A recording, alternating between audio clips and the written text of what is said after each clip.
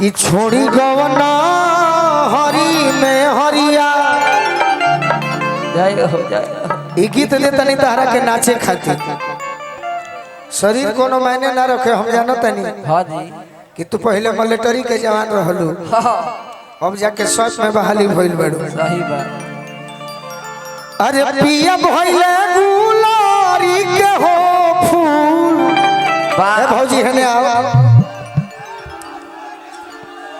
जय हो। रुको गाना सुना लो खाली। एगो बात पूछो तनी भौजी। ए भौजी पूछो कि का है देवर जी? काहे देवर जी? आए हाय कि भौजी हमार एकदम बिरहिया बाज होई भाई। कि भौजी हमार अरे भैया के हो जागा हवा। कि भौजी हमार भैया के हो जागा हवा। अरे होली में गदा हवा खोजलू का। भौजी हमार भैया के हो जागा हवा। होली में गदा हवा खोजलू का। भौजी हमर भैया के जागा हवा। कि भौजी हमार भैया के जागा हवा। हने आ भौजी तोरे नियो देवर बाड़े। कि भौजी हमार भैया के जागा हवा।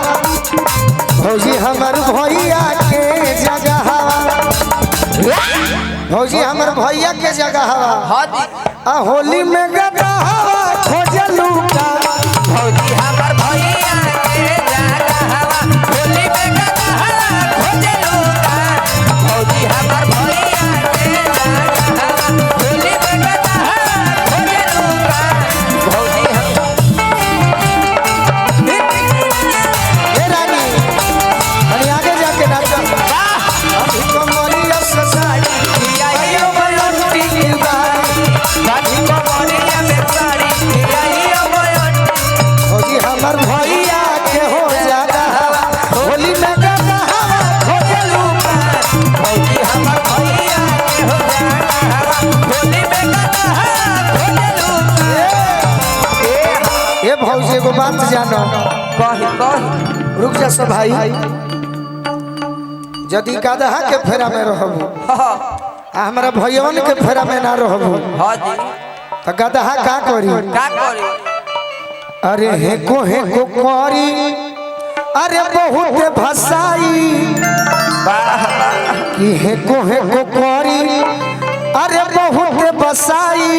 हाँ जी आ तब कैसे भौजी तोरा मजायो बयाई। आ करबू के भैसा से हो बिया हवा। जय हो आ करबू के भैसा से हो बिया हवा। आ होली में गदा हवा खोजलू का। करबू के भैसा से हो बिया हवा। होली में गदा हवा खोजलू का। करबू के भैसा से हो बिया हवा। होली में गदा हवा खोजलू का। करबू के भैसा से बिया हवा। होली में गदा हवा खोजलू। शिकारी बाबा छत पर सोया हवा हवाई। बेटा ने समझ के सो गई। मुझको मोरा जी माफ करे ना। गलती मारे हो गई। मोरा जी माफ करे ना। गलती मारे भैया के जागा हवा। होली में गदा हवा खोजलू का। भौजी मोरा भैया के हो जागा। अरे नहीं तार नाम कहाँ हो? मधु मधु अरे मधु नाम होता है।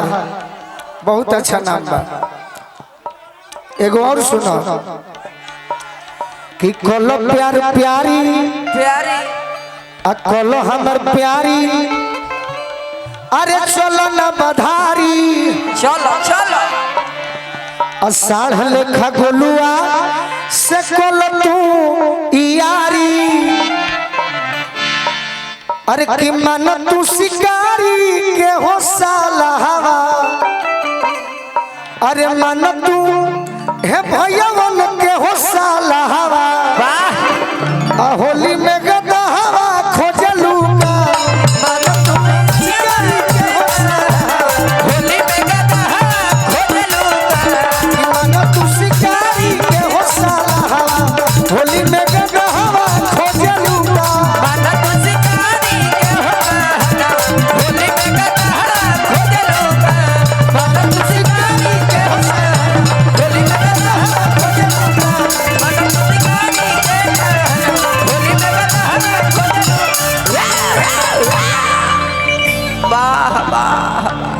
आप सुनिए मैडम जी,